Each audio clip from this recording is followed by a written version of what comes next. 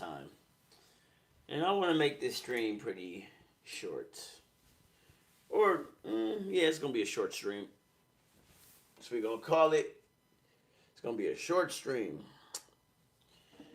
All right. I had to throw the pink on. I look crazy as fuck. Just. Oh, man. That's why you gotta love yourself, man. I make myself laugh too much. I look crazy.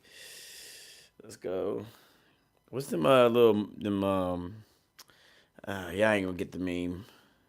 When Viola Davis, nah, y'all definitely ain't gonna get that damn meme.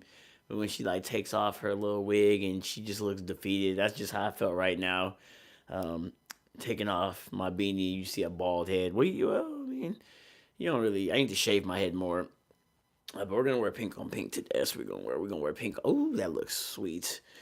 I might wear this for the interview tomorrow. I have an interview for the next MMA fight. This looks actually clean. This looks clean. I might wear this for the next MMA fight interview.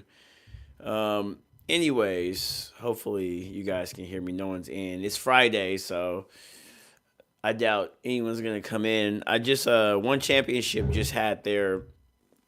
They just had their whatever fight night that was. It was on Prime. I only wanted to see what's his name, not Imanari, Marcelo Garcia versus Lachlan Giles, and Lachlan Giles basically, he it was like he put Marcelo in a Mikey lock, and he had a K guard and reversed it into a knee bar. That shit was clean. I haven't seen the full fight. I just saw the highlight. I thought that shit was cool as fuck. But I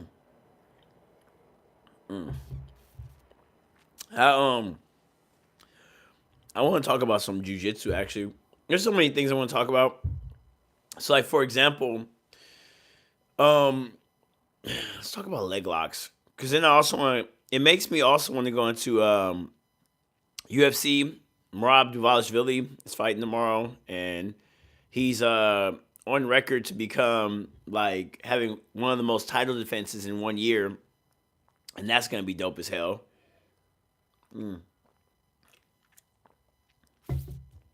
And people can't seem to figure out how to beat Merab. I wish I wish I was in the UFC during this time because I would love to fight him. Of course, my skill set would have to be up to par. It's not right now, MMA wise. I'm still working on it, but my theory of how to beat Merab is you need an actual. Honestly, all of these little Dagestani dudes, these who else? Just these wrestling based type guys. Like I really believe you need a jujitsu guy to deal with these dudes. I believe that. I'm looking at them and I'm just like the biggest problem that I'm seeing with like these guys, these wrestlers. Okay, so there's like two things that's happening right now. So you have strikers, and there's a striker problem and there's a jujitsu problem. Okay, so the striker problem is you have a bunch of dudes who they're not really like they're trying to stop the takedowns. Like that's their whole mindset. They're trying to stop the takedowns. Now a jiu-jitsu dude typically would also prepare to stop the takedowns as well. But if you were to just take these dudes and put them into a pure grappling scenario, right? What you would find out is the grapplers can hang with any of these Dagestani dudes. And when I say grapplers, I'm talking about jiu-jitsu guys, strictly sport jiu-jitsu guys. They can hang with these dudes. It's just the big problem is they're scared to get punched in the face. So you have the strikers are scared. Their whole practice is to get up and defend the takedown. I don't think that shit works anymore. I think the whole archetype of the kickboxer stopping the wrestler, I think that shit's kind of over, to be honest, you know? And then Jiu-jitsu has not caught up yet in the like jiu-jitsu has not caught up with fighting yet for you guys to see exactly what the fuck I'm talking about. It just hasn't caught up yet. If I was in the UFC and I happened to get to that level where I was fighting a Marab, I would go directly at him. Oh, but his cardio, fuck that cardio, dude. You gotta like you have to. I've seen someone on YouTube just actually say that. There was like they said try to win the first 3 rounds against Marab because he takes time to get better. And I would, if it was me, like if I was plotting for Marab, you're not going to outpace this man. Fuck his cardio. Literally that's what I would think. I'm like, fuck this cardio. Like I'm gonna go out and I'm gonna gas myself out. Fuck it. Like the worst that can happen is he's gonna like wrestle fuck me to death. I would go directly at him. All this running away and letting him just like stop push you on the gate is a waste of time. I'd be trying to leg lock that fool. I swear I would. I would if I was like go like Ilya Taporia versus Ryan Hall. Okay, Ryan Hall. What Ryan Hall did properly was he has leg locks. What Ryan Hall didn't do properly was he doesn't know how to fucking strike. So all you need really, like that old combination of a Muay Thai and Jiu-Jitsu, that's still a legitimate combo. Where the whole point of Jiu-Jitsu guys being able to kick, which they can't fucking do, but if they did know how to kick, is if someone takes you down, you don't run away, you stay there, and you start inverting and doing all this stuff. But yeah, that's what I would be going for. I would be trying to leg lock him. I just have not seen nobody. Like I've seen everybody run away from Marab when he takes them down, but I haven't seen no one sit there and actually go for shit. Like I'm like, bro, try to submit him. Stop running from him. Try to submit that man. That's what I would do. I don't know. That's what I would do. I'd try to submit him. I'll try to submit. I would die trying to submit him. If I lose, oh well. Because I'm looking at the small weight divisions, right? Appreciate you. He said, "You're awesome. I like your videos." Thank you, Craig Browser 1319. But like I'm looking at these small divisions and everyone says it's boring. The small guys are not interesting. But I just think like it can be interesting. Like objectively what Marab is doing is amazing. It's amazing that he's fighting so much. But I believe that what makes him such a boring champion, and I don't know how. Like I'm not dissing Marab.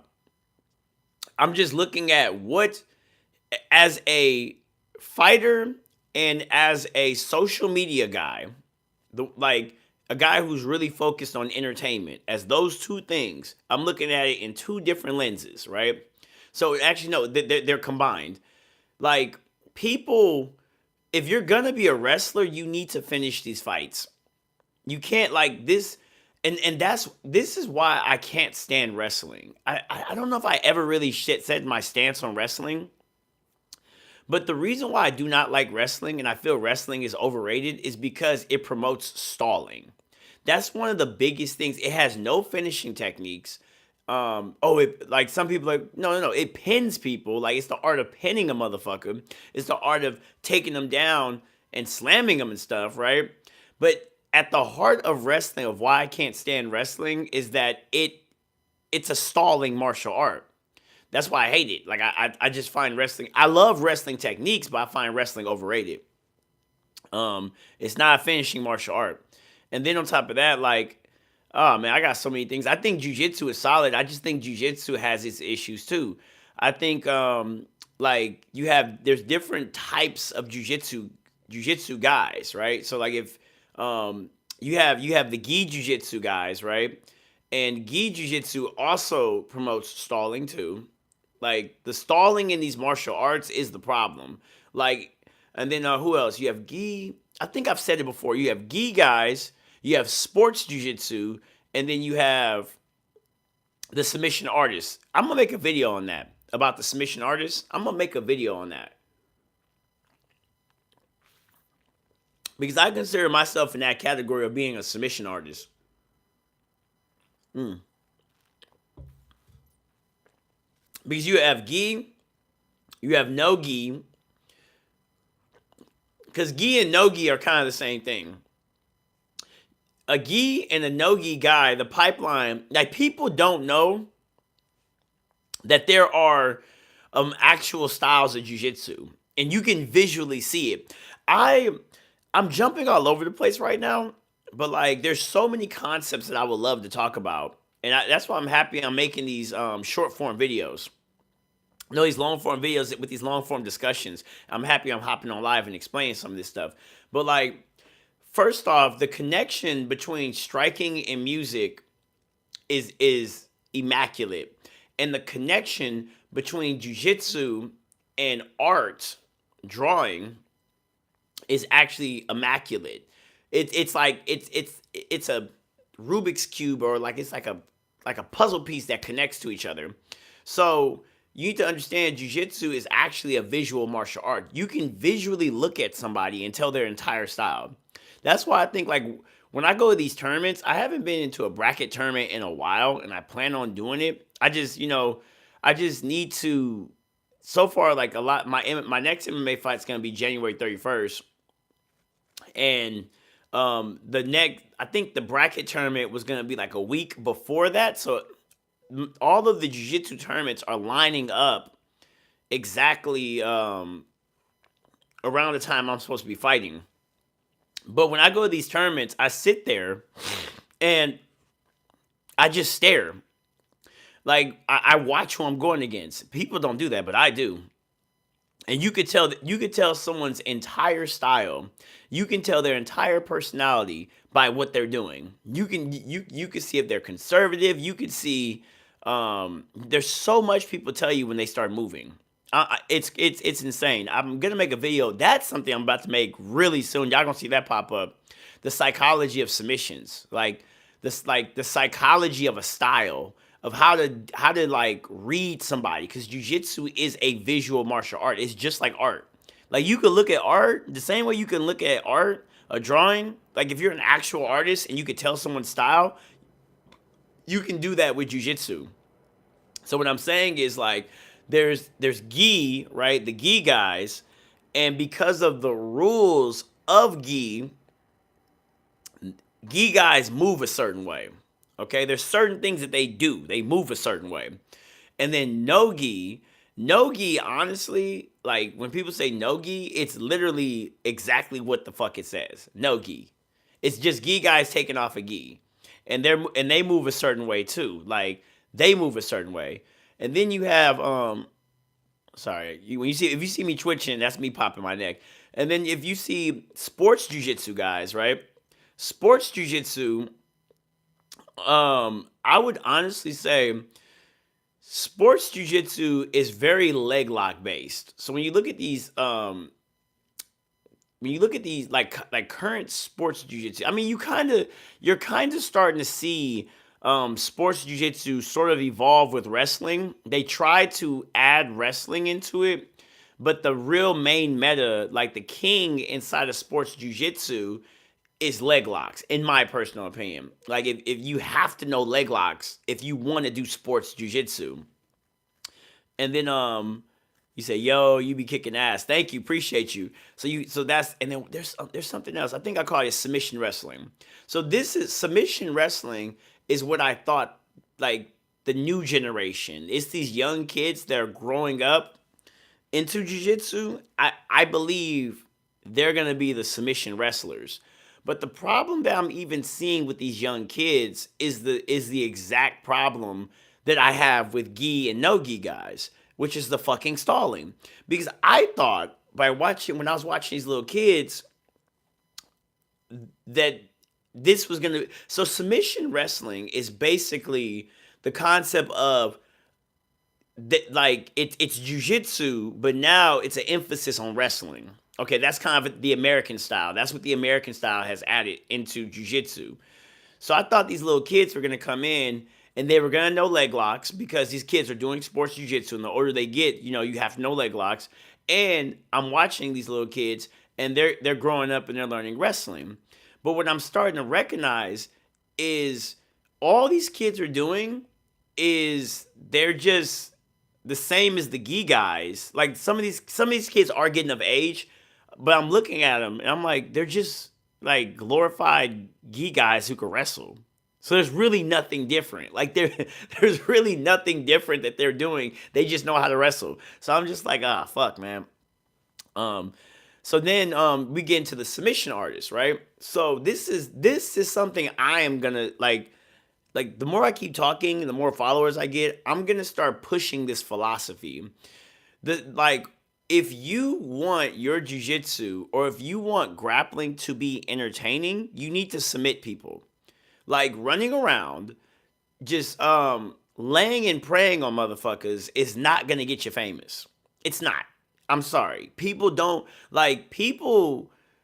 act like the submissions are nothing and people talk shit or whatever, or they look at my highlight videos and they're like, oh, this, and they have all these opinions. But that is the most intriguing thing about this entire sport. That's what makes jujitsu terrifying, is the fact that, hey, I can break your joints. Hey, I can choke you out and make you go to sleep. Hey, I can snap your spine or break your neck. You get what I'm saying? Like, you you need to be a submission artist, because the submission artist, what you start learning is you start developing a very aggressive attacking style where like there's a dopamine that happens. I need to do some research on this. At least it's for me. If I don't get, and people know this, like there's people who watch my content and I will go against people sometimes, especially in competition, and they would literally, if they find out that I'm outpacing them, in their mind they give up and they just say, okay, I just don't need to give him the submission. That's all this motherfucker wants. He wants the submission. So they will concede to let me win by points, and like it's just gay as hell. I'm like, bro, go for it. Like, fuck it. That's why I was talking about, like, when you have good submissions, you're gonna learn how to go for it. And I believe like the submission artist style, that like it's gonna encapsulate everything that jujitsu has. So like, because I'm a submission artist, one thing that I've learned was I started off as leg locking, right? So that was no, I was doing triangle chokes. And then when people started understanding my triangles, then I started going to leg locks. But then when people started like running from my leg locks and my triangles, then I had to start standing up. I had to start wrestling people, right? And then some people, they would just sit on their ass and be comfortable with doing the sports jiu-jitsu style, which is guys with really great guard retention, great leg locks, and they would. I think it's so funny because there's an actual connection to wrestling and leg locks. I hope you guys know that. They like both of those positions are stalling as fuck, because you would think being a good leg locker, right, means that you are gonna finish fights. But leg locks also promote stalling too. So now I'm learning how to pass guard right now, because I'm learning like if I go against a good leg locker, he will concede to just laying on his back and just defending the entire time, and it goes to decision. So the submission artist that I'm talking about, if everyone thought like that, this sport would be so much more entertaining. I promise you. They're like, oh, jiu-jitsu is not a spectator sport. It is. It's the rules that make it not a spectator sport. So, and because this idea of just the way they're going about it, this is why you don't see jiu-jitsu guys learning how to strike. Because what I've learned, let me tell you something I've learned for MMA. This is something I've learned, especially trying to transition my jiu-jitsu into MMA. I've learned that if you want to submit someone in MMA, you need to beat their ass first. Like, it's a psychology. Like, let me help you guys out with this. If you want to submit someone in MMA, you have to whoop their ass on the feet first. You have to submit them on the feet first in order to get your submissions on the ground. That's why I said being a submission artist, I'm starting to recognize that the problem with jiu-jitsu is just the psychology. It's just the psychology of thinking. The gi guys, stallers, like just fucking stalling, win by points, saying, I'm a world champion. No, the fuck you're not. You're boring, dog. No gi guys. That just basically gi guys taking off their gi. Same problem. Then you have the submission wrestler kids, right? To me, wrestling just promotes stalling. So some of these kids are fucking good though. I'd be watching. Some of these kids are actually good. So maybe we'll see in the future if that changes. But for the most part, a lot of these, like the good ones, are like kind of stally. Then you have sports jiu-jitsu guys, right? Sports jiu-jitsu guys care about the new fancy leg locks, but even they could be stallers.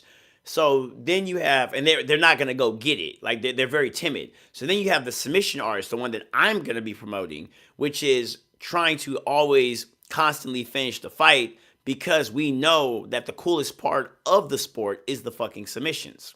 Okay? So it's just the psychology. Now, when you come with that psychology of I want to finish the fight, right? And you start learning the technicalities of different submissions, when you go into actual fighting MMA, right? You start learning that when you start fighting people, right? And you take them to the ground and they run away, right? You're just like, fuck, what do I do, right? So then what ended up happening was that I've discovered, and I believe this is going to be the next evolution for jiu-jitsu guys. I believe this right here is going to be the next evolution. The next evolution is going to be shadowboxing. Jiu-jitsu guys, if I can convince people to adopt the psychology of a submission artist, where we got the wrestling, we got the leg locks, we understand pins and all these submissions, right? The next thing, since you motherfuckers don't want to get hit in the face, is to start going shadowboxing. People, from what I've discovered, people do not know that shadowboxing is actually a really big archetype to good striking. You have to learn the steps. I don't know if you guys have seen some of these jiu-jitsu guys. They have no footwork. So if jiu-jitsu guys became very obsessed with footwork, right? Like using boxing footwork as a warm-up. Because believe it or not, striking, this is something I've discovered, is actually like footwork, shadowboxing specifically. Did y'all know that's actually connected to guard passing? Did y'all know that? Like, I discovered that. I was like, oh, like the moves that you do, a lot of shadowboxing moves, like the shifting and stuff, it's connected to Toriando guard passing. I'm like, that's interesting. Okay? What the hell? So, and then I think like these jiu-jitsu guys, if they start getting into boxing, or at least shadow boxing, footwork, take that footwork and then go either into Muay Thai. I think Muay Thai is solid. I think like with some footwork and some boxing, Muay Thai is a fucking force to be reckoned with. And any jiu-jitsu guy, if they were kicking at you and you catch their leg and they have that submission artist mindset, like it doesn't matter. They're dangerous everywhere on the ground. But let me see. Someone just said something. They said, I think the biggest problem with jiu-jitsu is that a lot of them struggle with chain wrestling and being able to manipulate opponents' positions as well with MMA rules. I think the real problem is they just can't get hit in the face. I don't think it's chain wrestling, because we in the future, give it about 10 or 15 years, not 10 years, give it 10 years, about 10 years, maybe even 5 or less. You're going to see these new jiu-jitsu kids come into the MMA, and they're going to be wrestling. Trust me. But that's the new wave. I remember saying a long time ago, the new wave, you're gonna see jiu-jitsu guys wrestle.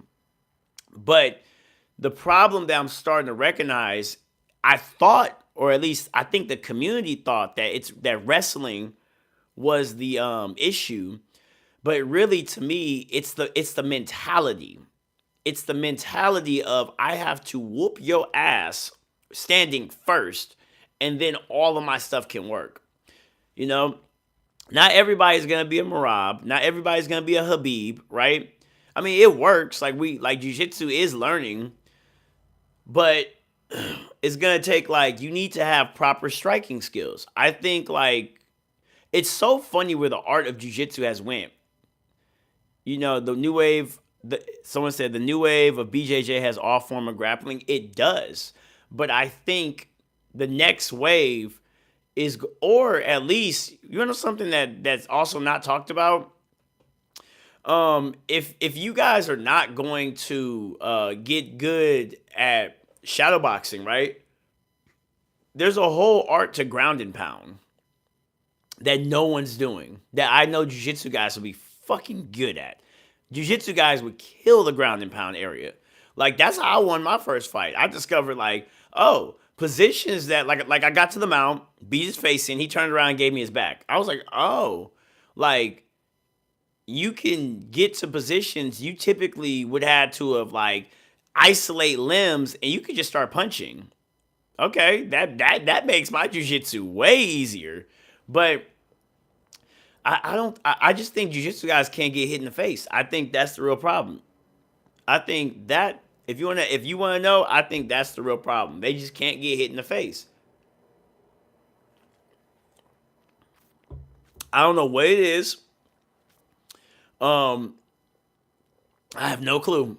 I think like luckily for me, so like why is it that I was able to transfer so well? Well, my first martial art wasn't jujitsu. It was karate. You get hit in the face in karate. I've been knocked like got concussions in karate, you know? Um so the concept of getting hit, and I grew up playing soccer. I grew up playing football. So getting hit, I guess that you know what? That's a topic. I need to start writing this stuff down. That's a topic. Like I didn't it never occurred to me that getting hit actually is a learning curve. It never occurred to me that. Because I'm wondering, I'm like, why is it that these jujitsu guys are so scared of getting hit? It's because they've never been hit before. That's why. So it's just like, and then, yeah, it's a learning curve. And then on top of that, you got these small ass gloves too from MMA, and that shit hurts. That's why I think, it would be good if they went to Muay Thai or boxing. Boxing or Muay Thai. I think Muay Thai still is the best form. Like it's the best style of stand-up martial arts. Or Muay Thai because the reason why I say that is because Muay Thai, if you study Muay Thai, they incorporate boxing now. Like that's one thing of all of the striking martial arts. Muay Thai is the only art that does not mind grabbing everybody else's stuff and still somehow they still come out and they undeniably look like Muay Thai.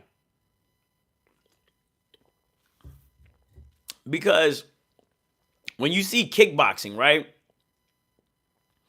Kickboxers look like limited Muay Thai. That's all kickboxers look like. Because I think what kickboxers are missing, and people don't know this, but kickboxing originally was the combination of Muay Thai and karate. I wish I bought that instructional, but it was an instructional. It was a karate instructional of like spin kicks. I wish I bought that, but like it was supposed to be a combination of boxing, karate, and Muay Thai. That's what kickboxing's supposed to look like. But now they're just watered down Muay Thai because you see them use boxing, you see them have nice kicks, Muay Thai kicks, I think the Japanese got it right. The Japanese are the ones who got it right. Because Japanese, the reason why these Japanese dudes are so good at striking is because they came from karate backgrounds first. Then they learned boxing. I think, or maybe they're learning boxing while they're learning karate.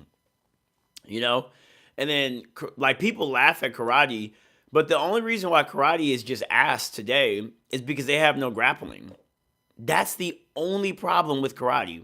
I could literally break down what's the problem with every martial art if I really wanted to.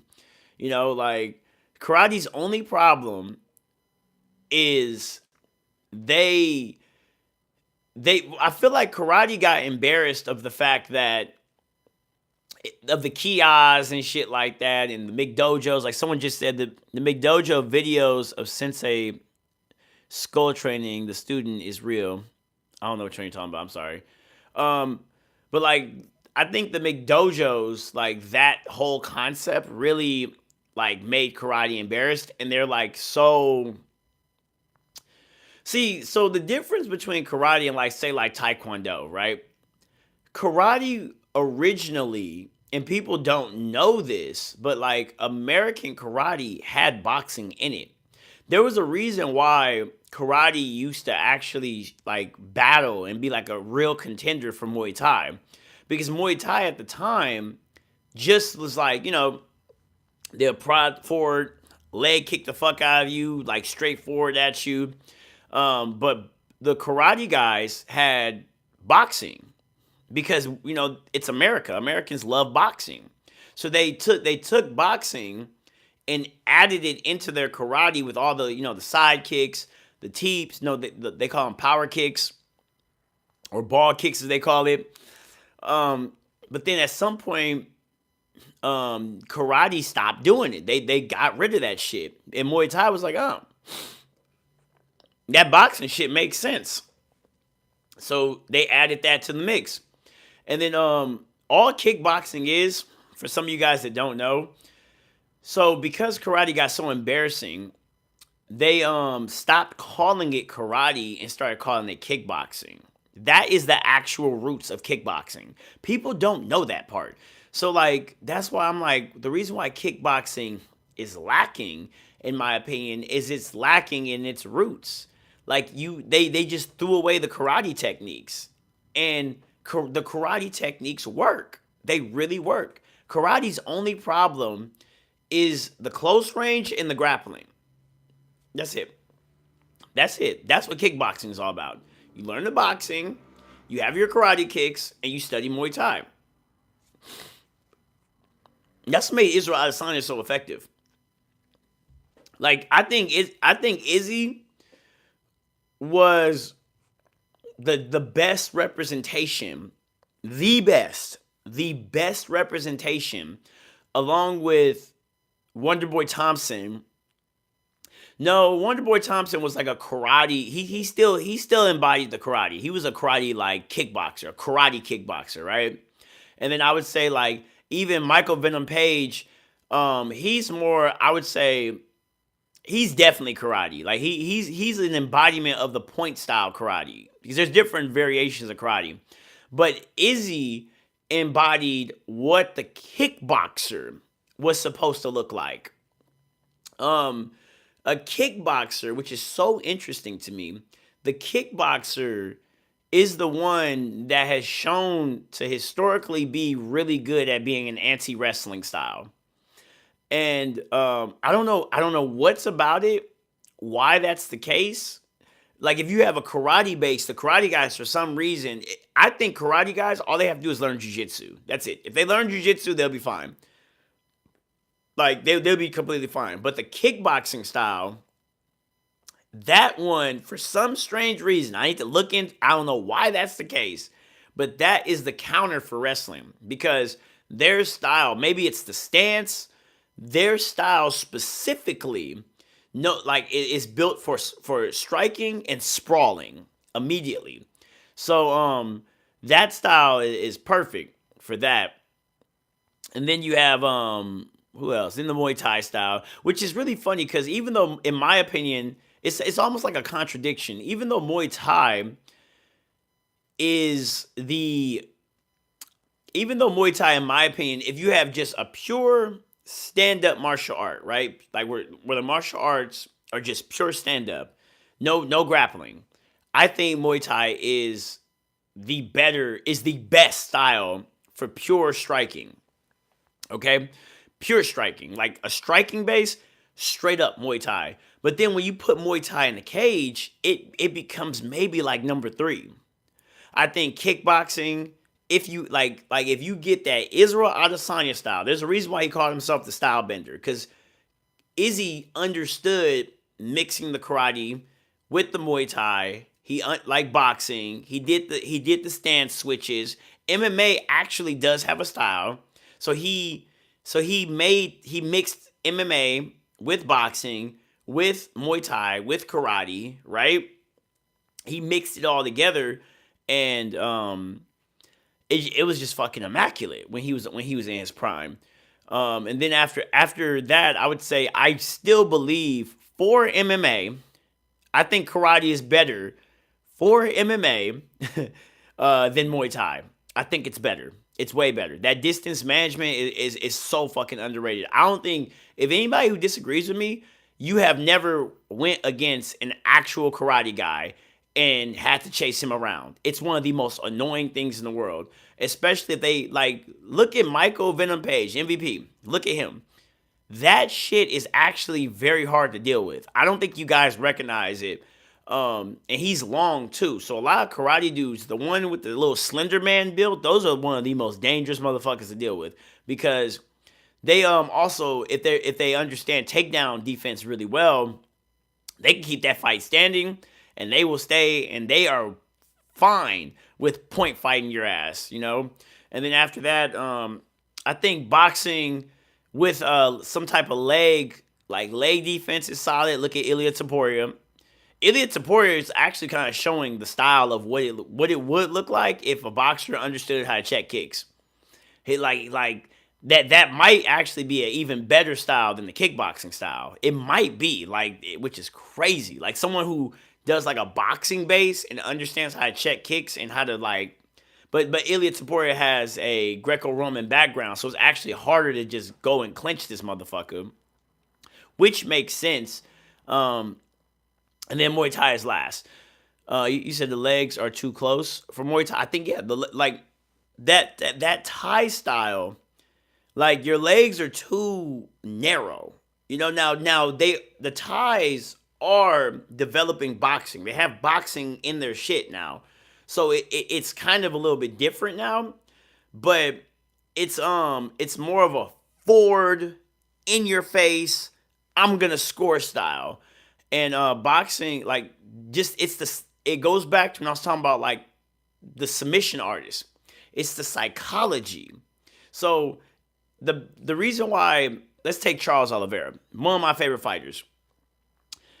Charles has shown to a high level of what it looks like if you mix Muay Thai with boxing and you have great jiu-jitsu. If you look at Charles Oliveira, that's what he looks like. At first, he had the little Thai style, right? He had the Thai style, and then he learned how to box with that shit, and he became a monster. You see Charles goes directly at his opponent. But the problem with that shit, and this is how I knew he wasn't going to beat Ilya Taporia, the problem is the psychology of Muay Thai. Muay Thai is, I'm going to go directly at you. That's what Charles does. But when you go against someone that's slick with actual fucking striking skills, like Taporia, you're going to get knocked the fuck out. Because it's boxing. That's why I said if jiu-jitsu guys started shadow boxing and really, I think, I'm starting to actually think that the base that jiu-jitsu guys need to start going is boxing. And then maybe go into some type of kicking style maybe next. You learn your jiu-jitsu, all your jiu-jitsu, then turn around, go to boxing, learn how to actually get good footwork, get in tune with your body, then turn around and maybe learn some Muay Thai. Or you could just, maybe you don't have to do that. You could probably just go directly into MMA. Jiu-jitsu with a boxing style, people are going to kick your legs anyway, so you'll learn. Let me see. What'd you say? You said he would Let me see. I met a guy who had karate, Wing Chun, and Jiu Jitsu. Well, let's talk about Wing Chun because Wing Chun can work. I used to bag on Wing Chun, but I think Wing Chun could work. But the problem is that Wing people don't understand. So like every one of these striking martial arts, not all of them, but they have there's a problem with them. So Wing Chun is trying to take a certain problem and fix it into all the holes. So if you look at Wing Chun, everyone bags on Wing Chun for not having footwork. They bag on Wing Chun for the center line theory. But if you really pay attention to Wing Chun, really pay attention to it, the whole art of Wing Chun is designed to beat someone's ass on the cage. That's all it is. If you back someone up to a cage, right? I promise you, put back someone up to a cage, you literally fall into the Wing Chun stance if someone's backed on the cage, right? So, and I think Wing Chun, if I was doing a Wing Chun curriculum today, if I was trying to like transition it to MMA, I would have us all practice boxing. We would all understand boxing. We would understand jiu-jitsu, but the wall. We would be masters at wall wrestling and at clinching. We would be masters at disengaging, but they're still in front of us, and using all of those Wing Chun techniques. Like you can do it if someone's back is to the cage. It actually works. Like all their like the way they move off the center and they hit you, like that shit works. But the way they show it in the movies, well, if you actually kind of watch in the movies too, like you see someone coming in, but even in the Ip Man movies, Ip Man in those movies, he actually understood boxing very well. He understood boxing. So it wasn't just him doing Wing Chun techniques. This motherfucker was like parrying and shit. He was doing shoulder rolls. Like, come on, man. Like, you have to study boxing. And the problem with Wing Chun is they think, okay, we should be able to show all of our Wing Chun in the boxing stance, like in the distance of boxing. Like, no, bro, we should be able to do it in a kickboxing distance. No, bro, it's not gonna work. Learn some fucking. You have to mix your style, big dog. But they don't want to do it. They're kind of you know. You say he would use Wing Chun and karate to close the distance and do clinch. Yeah, exactly. He's blind. Imagine if he could see. Oh, that sounds like some movie shit. Charles has no head movement because bro legit doesn't see the punches. Well, he's Muay Thai. That's why. Like Charles Oliveira is my favorite fighter, but I know exactly his problem. He studied Muay Thai. Muay Thai does not teach you head movement, and he learned a little bit of boxing combinations instead of footwork and head movement. And because his jiu-jitsu so good, he can go directly at you, and if you do something goofy, he's gonna take you down. And because he has such immaculate jiu-jitsu, he's able to submit his opponents. But the reason why I knew he was going to lose to Ilia Topuria is because the way Topuria, like, the way Topuria battles in the 50-50, like, I just knew it. I was like, Charles is not, like, Topuria's going to move. Charles' head's going to stay there. They're both going to punch at the same time. And I seen that shit coming. I didn't. Well, when he got knocked out, I didn't see that part coming. But I knew I just didn't want to see it. But I knew it. That was my favorite fighter too. Well, he is my favorite fighter. But I just knew it. I was like, he about to get knocked out. It's so funny because right now everyone's like, well, duh, he was gonna get knocked out. But I remember. I wish I did like a breakdown before that fight happened. I wish I did. Everyone thought Charles was gonna give Topuria a problem, but I told my homie like a week before. I said, bro, I think Charles is gonna get knocked out. I remember telling him. He said, are you serious? I was like, I think he's gonna get knocked the fuck out. He got knocked out. I was like, fuck, bro. Yeah, he ain't got no head movement. You said Wing Chun is insane. Yeah, Wing Chun is cool. I think Wing Chun just got some issues, man. I think like. Yeah, Wing Chun got issues. That's the problem. There's so many problems in Wing Chun, but it can be fixed. But it goes down to the psychology and knowing when exactly to use it. Martial arts is all psychology. It's all psychology. It's like it's in understanding when to use the pieces. You said I used to make fun of Wing Chun till that 50-year-old started hitting my forearms. Oh yeah. Ip Man went against those northern Chinese boxers, but did it better. Yeah. But to be honest, this is the sad part. Um, this is the sad part about the Chinese dudes. They like. I don't think Ip Man really was doing all that shit like they say. Like, because I just think that, like, well, in the movies, like, what they tend to do is Chinese take, like, a story of a folk hero and turn him into a superhuman. So, like, the only reason why Ip Man really is big is because of Bruce Lee. And it's so hypocritical to me because I wonder how Bruce Lee would have felt to find out this motherfucker became superhuman. Like, his name became superhuman off of leeching off his name. I like, bruh, there's no evidence, zero evidence of that shit actually working with all that. I don't know. I think the art works, but, and then the fact that they say it was created by a woman, not being sexist, but like, I'm like, y'all ain't making y'all case any easier, man. Y'all ain't making y'all case any easier. You said no, the blind is Charles, I think. Oh, okay. I was like, a blind coach. I was like, you getting trained by Daredevil? He said Charles could have won if he stayed outside. Yes, and Teep kicked a lot. He should have been doing that. I was looking at that shit. I was like, what are you trying to prove, Charles? He should have came at that fight exactly how he came at Dustin Poirier. He should have came at that fight like how he came at Dustin Poirier. Because he Muay Thai'd the fuck out of Dustin Poirier. He was elbowing him, he was kneeing him, he was doing all that shit.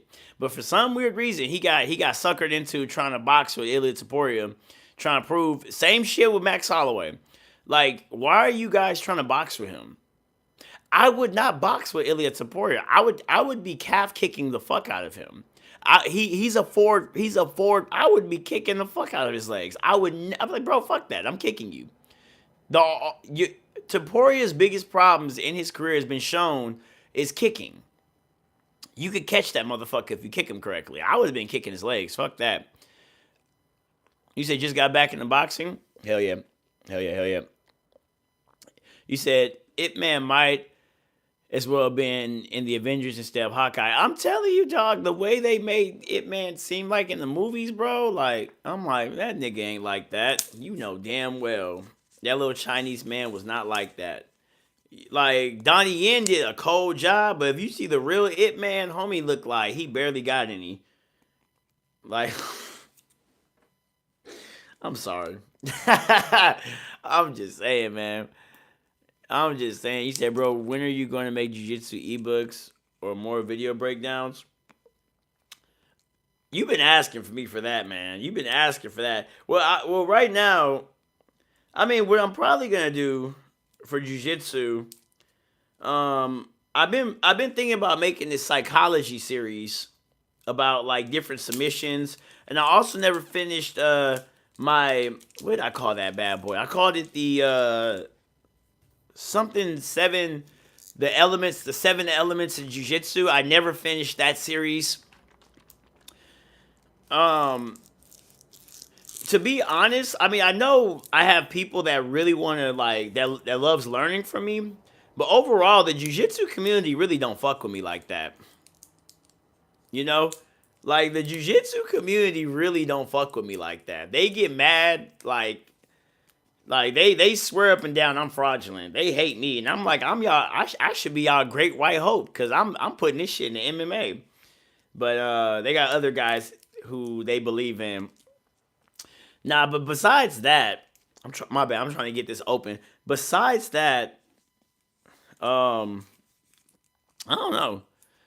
There's so many concepts I'm trying to learn right now for jiu-jitsu. Like let me think. That's a good ass question. Why have I not? When am I gonna make jujitsu ebooks? That is a good ass. That's a good question. Cause I do think about that shit. Cause I feel like the way people are teaching jujitsu is overcomplicated. I really think it's overcomplicated. I think there we go. I think it's not that complicated. I think it's actually very easy. It's just like anybody could get into jujitsu. It just comes down to the teacher. So,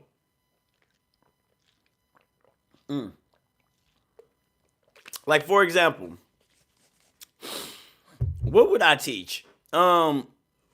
So I've been learning about.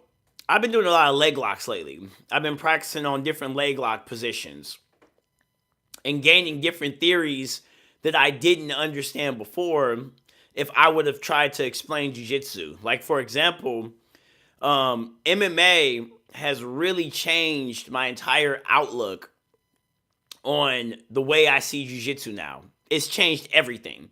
I've realized that the most important thing in MMA when it comes to leg locks, for example, is leg entanglements. I actually told my coach this today.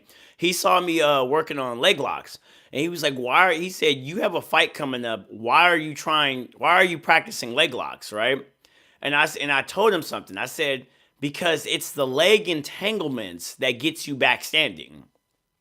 And he did not understand that concept at first. This is my jiu-jitsu coach. He didn't understand what the hell I was talking about. He was like, "What do you mean by that?" I said, "You can utilize leg entanglements to stand back up." Meaning like so this in jiu-jitsu, when we go into leg entanglements, right? We use leg entanglements to immediately try to get a leg lock, a submission. But when there's punches that get involved, everyone says, "Okay, well, leg locks don't work." And I'm like, "No, it's just the order of operations change. Instead of trying to get the submission, you should be trying to stand up." But the problem is a lot of jiu-jitsu guys don't want to stand up. They don't want to because they can't fight, So now that I understand this, that I want to bring that theory into when I teach, like learn, and it's good for self-defense too. So my theory of leg locks has changed. My understanding of guard passing has also changed tremendously. I'm still practicing on that. I could probably explain jiu-jitsu at this point. What else? What do I not know? What else? I guess I could explain jiu-jitsu now. Yeah. I think I have enough of the skeleton to be able to explain. That's it. Yeah. So I don't know. Maybe I'm just being lazy. Maybe that's the answer. that shit. Now that I think about it, that's the answer, I guess. I'm just being lazy. I guess maybe I was thinking in my mind like I need to know certain things. Yeah. I guess that's the truth. Because you have okay. Nah, you convinced me. That's interesting. It says, "Bro, you have a lot of beginners, so white blue belts who find jiu-jitsu through your videos, so you can make ebooks for those types of people. That's really where the money will come from." That's why I've also been starting to just make video breakdowns about jiu-jitsu now. So I'm practicing on it right now. So it's kind of funny you did say that. I am practicing because I'm more of a conceptual based teacher. Like I like to have analogies of explaining what I'm talking about. But I've been practicing. Don't worry. I think like give it a year. I know that's probably way too long, but give it a year. I bet you I'll probably be able to. I'll come out with that stuff because once I explain enough, I'll probably be like, okay, it's time to actually. Because like, okay, this is actually perfect. This is perfect. For example, so I've recently, if you go on my videos on YouTube, right, you'll see that I'm starting to do these explanation videos, right? But what I'm learning from these explanational videos is that I'm learning like how people are taking these videos. So it's kind of like I'm practicing on the delivery of packaging for people. I know that shit probably don't make no sense to you, but I'm learning the psychology the same way I learned the psychology for like showing people like if you look at my highlight videos in my gym, if you could scroll all the way down, go back to like a year ago, a solid year ago, the way that I show highlight videos and the way I understand how to get to the point now effectively and making it glamorous, I didn't have that a year ago. So that's what's kind of going on when I start explaining concepts in jiu-jitsu, psychology, martial arts. Like I'm starting to notice that I'm effective, but it's not effective enough. So that's kind of what I'm learning about. So I think the better I get at that, eventually when I get good at explaining, then I could combine that together. And that's actually why I'm live streaming. That's why I'm doing videos now. Because what this is gonna lead to is memberships, where I start doing memberships and I start showing people like we're gonna start talking about me in the gym. I'm gonna start showing like how I lose in certain positions. That's all types of shit. But yeah, we got it. We going. I know. I'm sorry. I'm learning. I'm learning too. I'm learning. But it's more about the packaging to me. Like I'm the way I experience all these like other packaging of jujitsus and stuff. I'm writing down notes. I'm like, okay, I like this. I don't like this. I like this. I don't like this. This person didn't get to the point right here. The way this person structured his ebook. I don't like this. So we're learning. You said I use leg entanglements to get back up or reverse because I can't finish them because I feel like a dick for trying to break someone's ankle at a gym. No, you can control a submission. You can still get a submission without breaking people. Like people don't understand that. You don't have to break someone to submit them. You just need to submit them. Like you need to have control over your submissions, which makes people say, "Okay, you got me." That's how you know you got a good submission when someone's like, "Okay, you got me." What are your thoughts on sambo? I think sambo, all it is just a mixture of other martial arts. If you listen, all they are is they're judo without the pants, and they added some strikes in it. I think it's kind of overrated, kind of. I think Habib made it what it is, but other than that, I mean, you haven't seen really no one else do. Like there's like you only see Habib and Islam really putting on sambo, and even they don't even really talk about it like that. It's just like they just claim like they used to talk about sambo, but now they're just saying it's a Dagestani style because I don't even think that really is sambo. I think that shit's kind of overrated. But, you said, bro, I watched all your videos and I learned from them. That's when I said to myself, if I can learn as much from a 30-second video of yours, imagine a full breakdown of course. Oh, yeah, no, that's true. People have told me. They said, they said, I've learned so much just from watching your videos. And I'm like, damn. You said, when does a beginner practitioner get to the point where everything clicks? I think when everything clicks, that's a great question. When does everything click? I think, oh shit. Well, let me use me as an example. When did everything start clicking with me? I think when I started, when you get to a point when you know. So, okay, this is the curriculum I would tell people. I haven't went against this curriculum so far. So, if I was dealing with the white belt, right? This is a new concept that I've recently learned, okay? If I was dealing with the white belt, I would tell them, and people argue me down all the time about this. I would say find a submission that you actually enjoy. Find a submission that you like and spam the fuck out of that submission. Fuck a position, forget all that shit. Find the submission and master that submission, right? Go find ebooks, find everything around that submission that you like and master that. Whatever, because there was something okay, watch. Before you started jiu-jitsu, right? There wasn't a position that made you get into the art. You didn't see someone trapped in side control and said, I want to do jujitsu. You saw someone getting choked the fuck out or broken of some sort, right?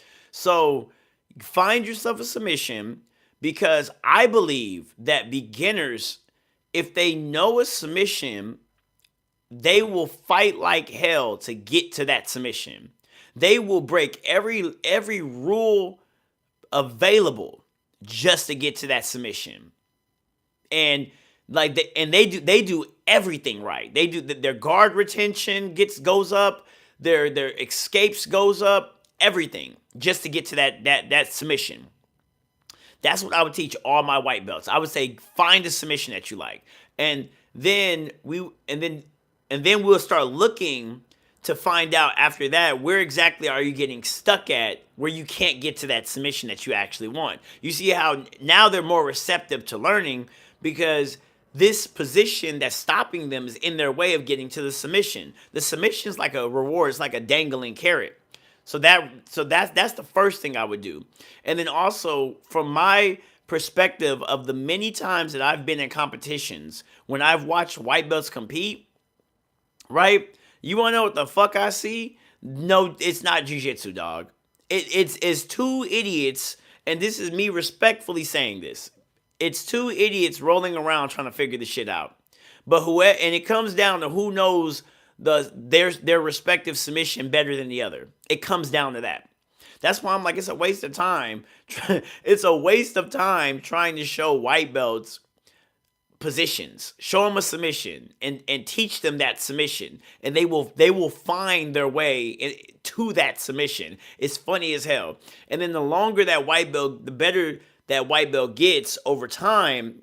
They're going to start picking up on different positions, picking up on different concepts.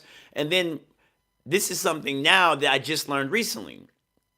I have learned that every submission is connected to a position. I'm going to say that again. When you get really good, when everybody starts like really understanding how to beat your submission, some people's like, oh, I gotta develop a new game. No, there's a position around your submission. So now you need to start studying that position so you can start doing positional moves to get to your submission. This is the mindset of a submission artist. So for example, my triangles in the gym, everyone like counters my triangles now.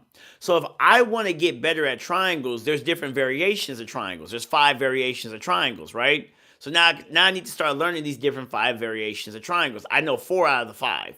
Like I can't do I think it's called the Hantai Senkaku, or the opposite side triangle. And for some reason, I can't do that. I need to drill that one. But anyways, there's 4 types of triangles.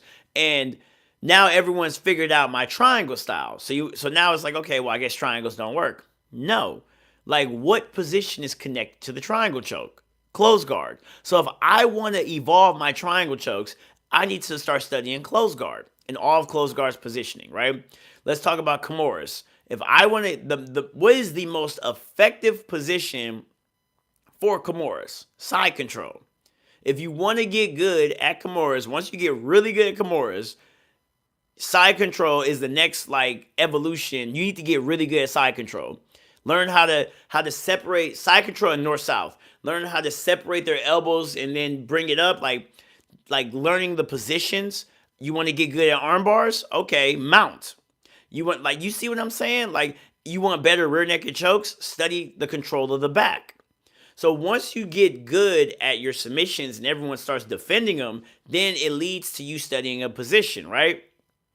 Then that position, like each submission you go to, there's 6 families of submissions.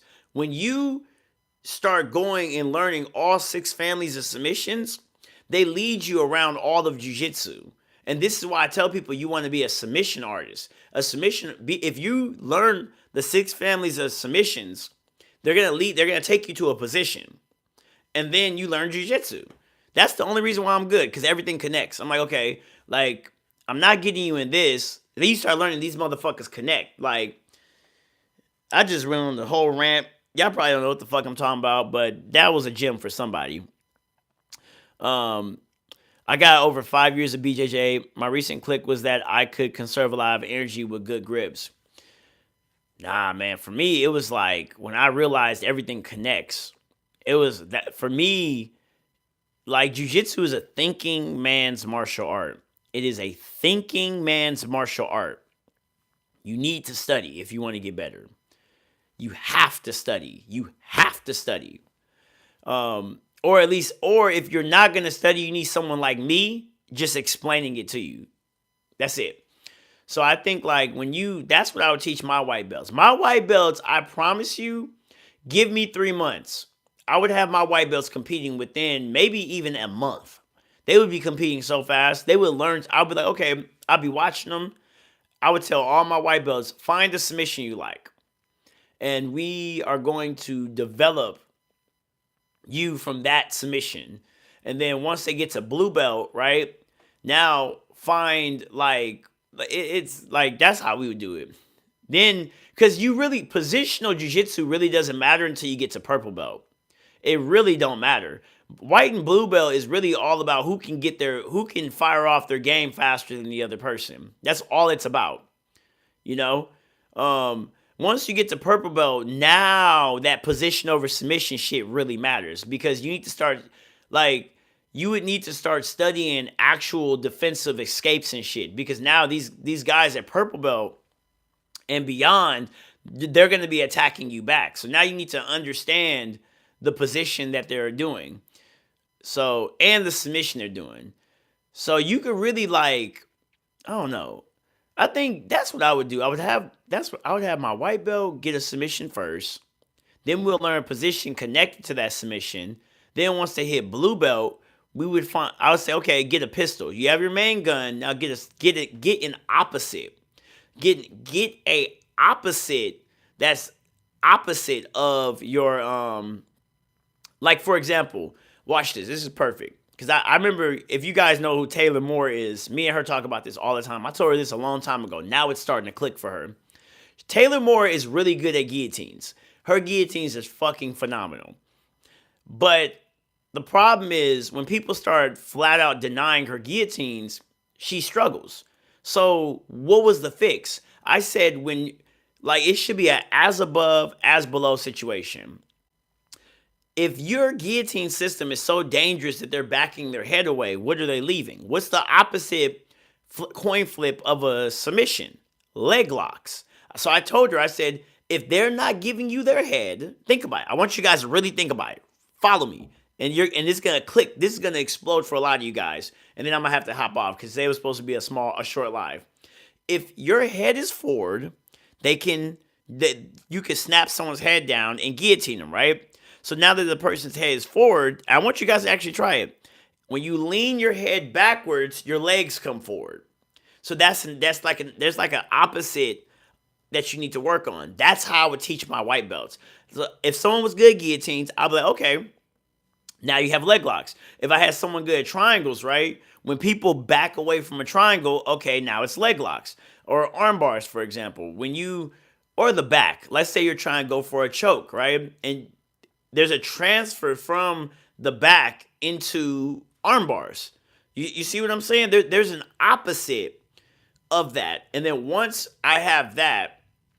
we have their main attacks and we have their secondary submission system with the positions that's respective to it, now we can start working on the actual positions that you're stuck in. And start reverse engineering and learning how to counter these positions and submissions that's attacking you. From that point on, you could leave from me and you could become a fucking black belt in whatever you gotta do. I would then tell them you have to study the art now, And we would emphasize a lot of submission escapes and stuff like that. But you said I'm good at guillotines and I've neglected leg locks a lot. Thanks for this. Yeah, think about it. When they to deny your guillotine, their legs come open. To deny you leg locks, their head becomes open. You see how that works? Each of the submissions, there's a coin flip. There's one side and then there's another side. So if they deny this, they give that. That's how it works. That's what makes me so dangerous. When people are stopping me, I'm thinking in my mind, right ahead, I know the connected submission, and I'm like, okay, I'm just waiting. And now that's why my submissions come out of nowhere, because you're seeing me attack one thing, but in my mind I'm just setting up. Like, think about it. So let's say I'm going for their legs, right?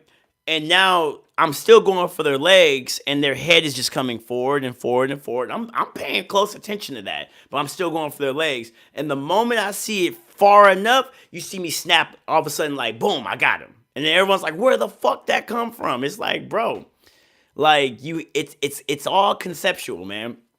It's a psychology, and it's a checkmate. It's a physical checkmate. Fucking checkmate, dude. Like an out of nowhere checkmate. Chaining submissions, exactly. You have to chain your submissions. People don't know how to do that though, because everyone just wants to win by points. That's why, dog. But yeah, you said, where can I find the 6 positional table so I can study? You wanna know what's sad? That's my concept. I came up with that shit. That's why you can't find that shit nowhere. I came up with that. I made that shit up. I call it the 6 family, and people argue down on me that every day. They're like, there's no 6 families of submissions. I'm like, fuck you, it is. Like, I'll tell you though. I'll tell you what's the 6 families. It's rear naked choke, like back attacks, back attacks. Just say back attacks. But the king is rear naked chokes. Number 2 is leg locks. Number 3 is arm bars. Number 4 is guillotines, or all headlocks, because you have guillotines, you have front headlocks. Those are in the same family, okay? But they do different things. And then you have triangle chokes, and then you have kimuras. In that order. Now, like, that is from the most effective to the least effective. But I think the reason why kimuras is number 6 and they're the least effective is because kimuras connect all of them. If you get good at kimuras, it will connect you to every one of the other 5 families. But that's the 6 families of submissions. And then there's a dark horse that I call, but I don't speak of this one, and this one's neck cranks. That's the dark, like, 7th family, but I don't teach people that. I just say 6 families of submissions. But the dark horse is neck cranks. There's a whole system, a style of neck cranks that's not talked about, and I do that shit all the time to people. But yeah. But don't worry about neck cranks. You need to get good at the 6 families first, and then you unlock that dark horse. Because when you lose some of these 6 families, you can turn something into neck cranks. You can go directly into neck cranks. But yeah. You said that's why you need a course, bro. You have too much value in your mind just sitting in LA, the world. I'm telling you, dog, but like, I have to do something, and then, everyone fucking will finally fucking listen. But yeah. You said, much love, brother. Followed you for a minute. All right, y'all. I'm going to, like I said, this is going to be a short, or maybe you just intentionally gatekeeping.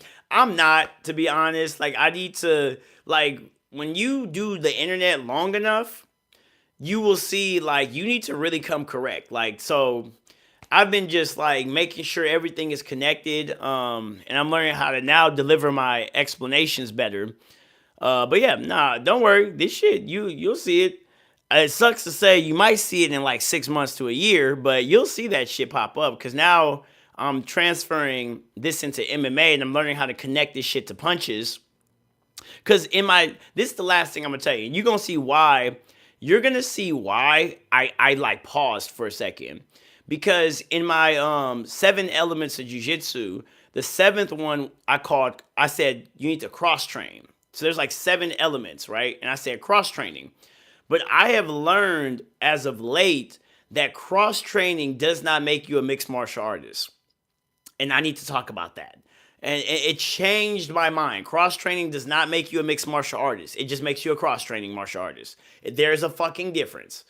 There is an entire difference. And I found out about that. I used to be a cross-training martial artist. I'll do striking and I'll do grappling. And I thought that makes you kind of a mixed martial artist. Like, I theoretically knew it wasn't the same, but now I have the actual data and experience to know that it's 2 different things. If you're a cross-training martial artist, that don't mean that your mixed martial arts is going to be good. Cross-training is like a martial art. It's not mixed martial arts. I know that shit don't make no sense, but they're two different things. So when I seen that, there was like certain like things that I had wrong that I'm fixing now. So that's why, yeah.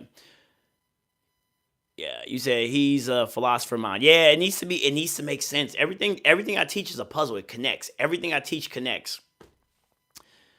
Yeah, it knows how to dumb down hard stuff. Exactly. That's one of the biggest things that I'm big on. Like I like to take something complex and just make it like cuz I used to be the kid in math class and I was like this shit makes no fucking sense.